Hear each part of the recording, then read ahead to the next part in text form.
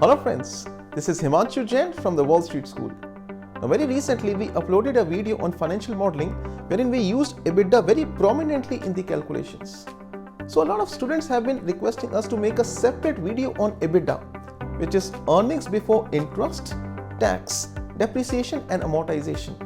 So in this video, we are going to cover what is an EBITDA, how is it calculated, why is it calculated and under what circumstances, how is EBITDA used in the calculations and valuations of companies. So we're going to learn all of this in detail in this video. Let's get started.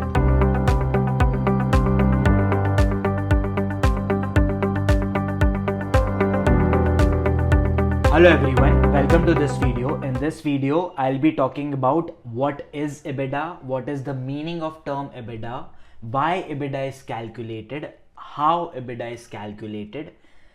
Is EBITDA a very good proxy of cash flow from operation? If yes, in what circumstances? If no, in what circumstances? Then we'll be moving towards formula and calculation of EBITDA.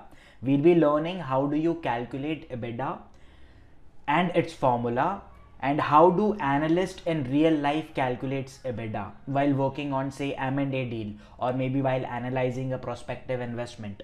Then we'll be talking about use of EBITDA in valuation. So this will be a one very comprehensive video on EBITDA. So let us start. Firstly, let us talk about what is EBITDA and why EBITDA is calculated. Perhaps the more important question. Let us start with what is EBITDA. EBITDA is a measure of company's operational performance. It does not account for the capital structure of the company. It does not account for the tax rates enjoyed by the company. It does not account for any other earnings or expenses related to the company. It is measure of operational performance only. But let me tell you, it is not a complete measure of operational performance. Not a complete measure of operational performance, because it does not include provision for maintenance capex or maintenance expenditure that you are required to do to sustain this level of activity. Recurring income, if you want to sustain that, you need to continuously invest in the business, invest in the assets of the business.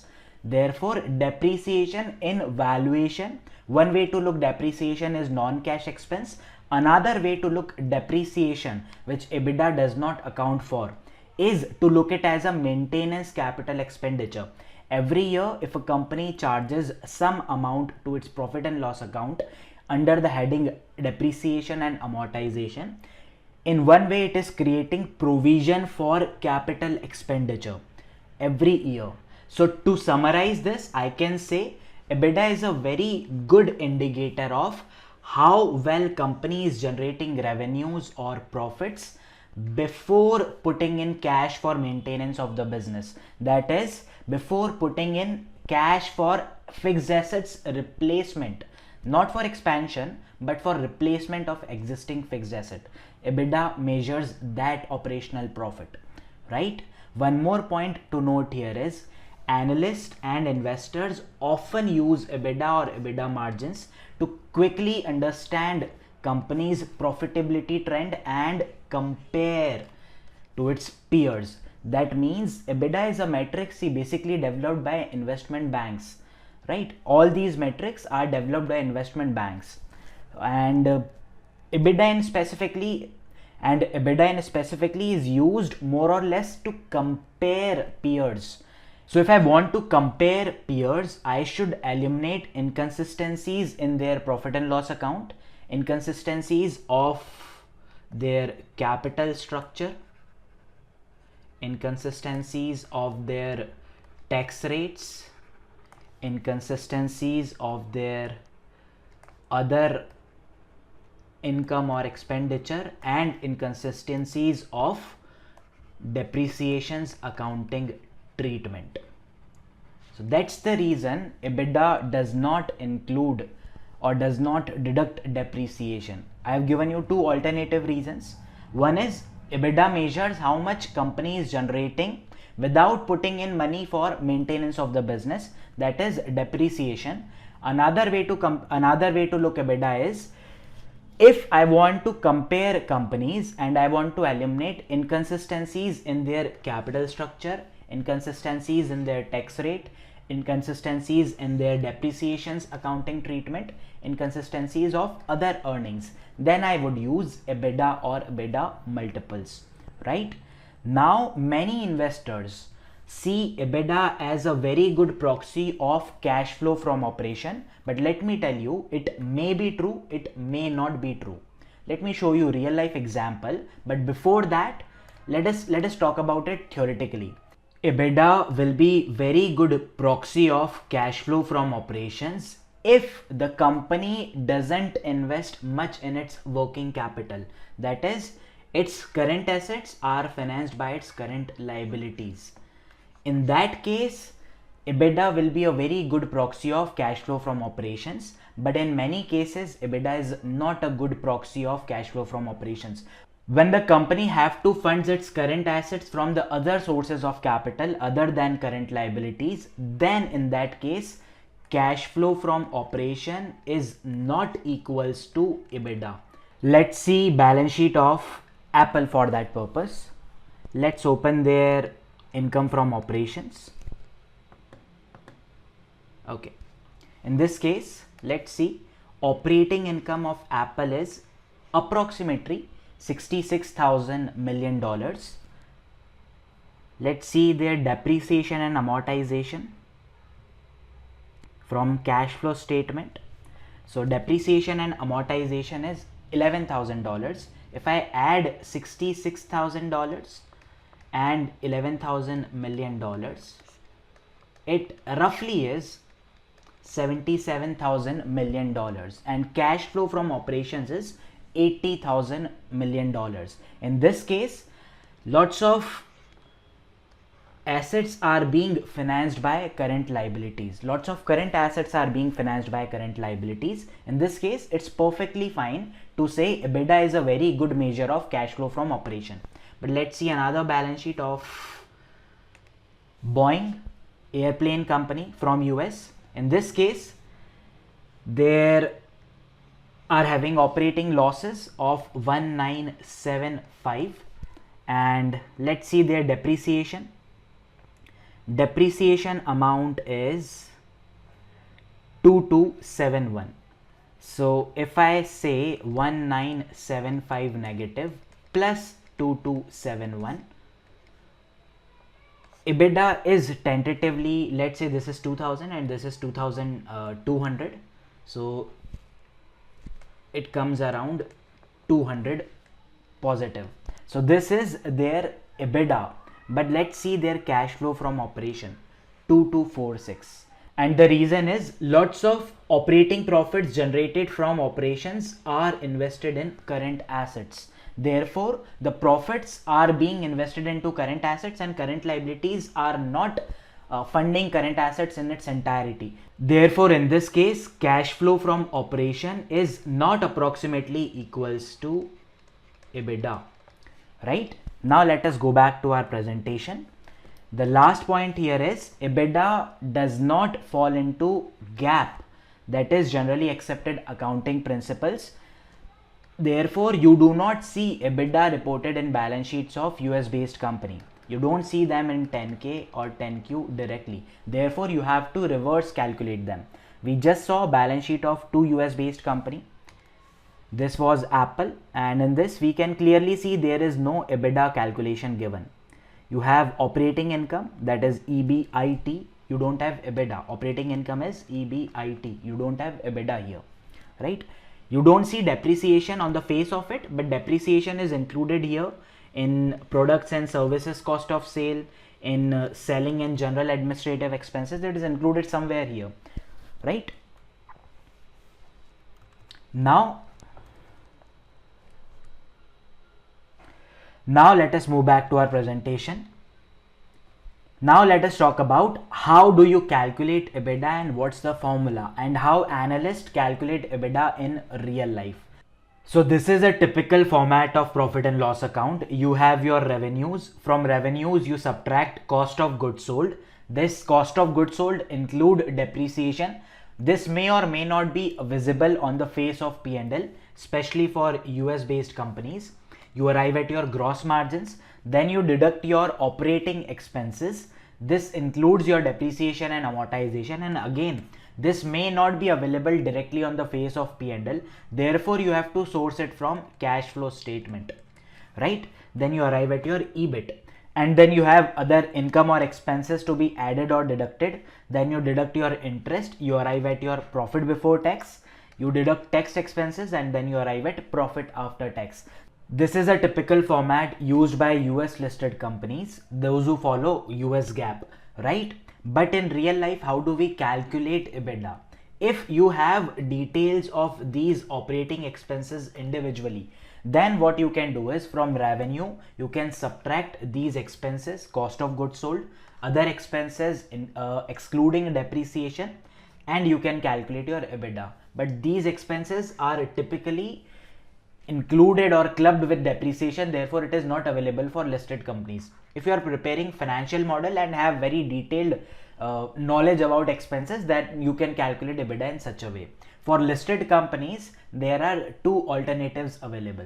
Firstly, you have your profit after tax, this one. Add back tax expenses, you'll arrive at profit before tax. Then add back interest, you will arrive at EBIT. At EBIT, adjust for depreciation and amortization, you'll arrive at EBITDA. This is one way, but this is a lengthy way. Another and shorter way to calculate EBITDA is from your operating earnings, and these operating earnings are always given because they are part of US GAAP. Therefore, it will always be given in your profit and loss account.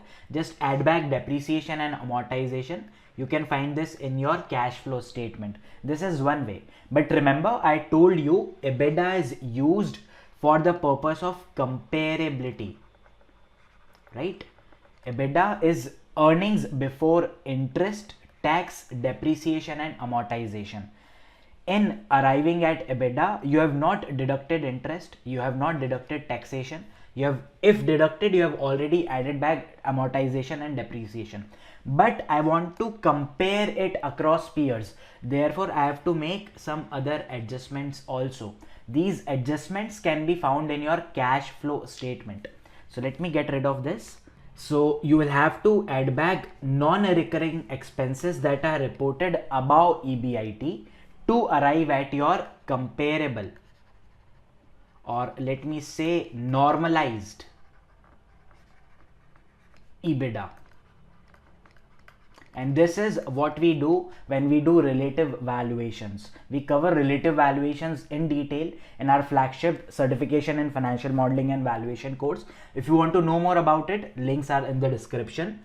Now let us move ahead and let us learn to calculate normalized or comparable EBITDAs. I'll show you for one company. You can do it for all the peers to make their EBITDAs comparable. In this case, I have used example of Microsoft. So it is their P&L. This is annual report of Microsoft for 2020, 10K. So their operating income, that is EBIT, is 522,959 and it is in $1 million. Okay, so let me write it over here. EBIT is 52959. From this, if I want to arrive at EBITDA, I'll say add back depreciation and amortization. Let's source this depreciation and amortization from cash flow statement. So it is their cash flow statement, this one. In this you see depreciation and amortization of 12796. Okay, let me source it. 12796, right? This is your EBITDA, but before normalizing it, it might have some items that are not recurring in nature. So let's see that. For this, you have to again go back to cash flow statement. This is their cash flow statement, and look here. adjustments before working capital adjustments. So you have already adjusted this part. Then stock based compensation. This seems to be pretty regular affair at the company, giving ESOPs or RSUs or PSUs to employees. Therefore, it need not to be adjusted. Then you have net recognized gains on investments and derivatives, 219. Now ask yourself two questions. Is it a recurring thing in nature? Let's see. It seems to be recurring, right? Every year there is some recognized gains on investments and derivatives. Although there is some borderline, some might say no, it is not a recurring activity, but I can clearly see that it is recurring every year. Now ask yourself, is it impacting your EBITDA? Is it reported in your profit and loss account below EBITDA, or is it reported above EBITDA? So net recognized gains on investments. Let's see our profit and loss account. This is our profit and loss account. In this, other incomes are reported below EBITDA. Therefore, it is not impacting my EBITDA calculation. Therefore, I'll not consider this as adjustments in my EBITDA. Then we have deferred income taxes. It is also impacting item below my EBITDA. It is impacting my net income tax payable. Therefore, I'll not consider this also. So income before tax and provision for tax, this includes deferred tax adjustments. Therefore, it is coming below EBITDA calculation. Therefore, this is not impacting EBITDA. Therefore, we will not consider it. And let's see, do we have any other thing? No, in this case, we don't have any other thing. So these are the adjustments that you are required to do. If in case there was some item that was not recurring in nature, and in case it is impacting my EBITDA, I would have added it back to calculated my adjusted normalized EBITDA, right? In this case, EBIT and adjusted EBITDA will give me the same answer. So my EBITDA will be 52959 plus 12796, that is equals to 65755. This is my EBITDA, and since there are no adjustments, this will be my normalized EBITDA,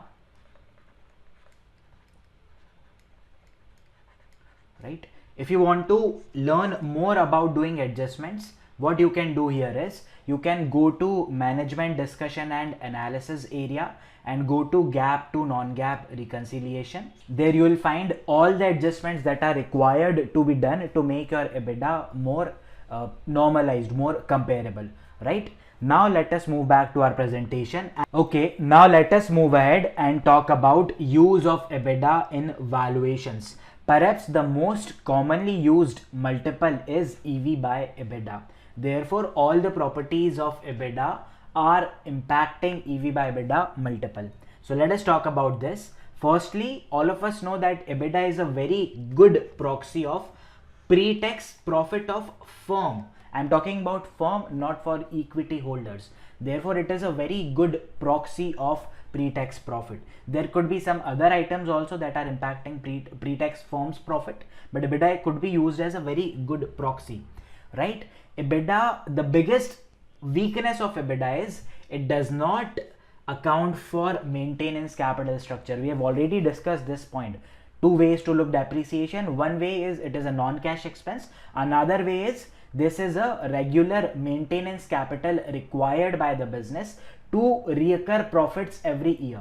To give profits every year, you need to keep on investing. You need to manage your fixed assets, and that is depreciation expenses. If the assets are getting consumed, the cost of asset is being charged to your profit and loss account, and EBITDA does not account for depreciation. It is best to use EBITDA when the capital investments in the business is similar. That is, if the business have similar amount of capital intensities, then EV by EBITDA multiple is best to be used. Why am I saying so? If the capital intensities in the businesses are different, then I would recommend you to use EV by EBITDA minus CAPEX. This is one more multiple used for capital intensive businesses. In this case, what you do is EV divided by EBITDA minus your total capital expenditure. This term EBITDA minus CAPEX is sometimes referred as operating free cash flow. That is the cash flows that are freely available to a business after doing its capital expenditure. right? So if it is a capital intensive business, instead of using EV by EBITDA, you can use EV by EBITDA minus capex. If you subtract capex from EBITDA, what it will do is it will adjust for capital intensities of the business, capital investments of the business. Or you can use EV by EBIT multiple instead of using EV by EBITDA, because if the capital invested in the business is very large and there is some difference in their depreciation or accounting treatment of depreciation, then it should be accounted, it should not be ignored. Therefore, if you have to consider depreciation impact on your profits, it's better you go for EV by EBIT multiple instead of going for EV by EBITDA, right? That's all for this video related to EBITDA. Thank you for watching this video. If in case you have any doubts or have any confusion related to this video or any other previous video that we have uploaded, you can reach us in the comments below, or you can reach us at thewallstreetschool.com. We are very active at both the places. Thank you for watching this video. Bye-bye.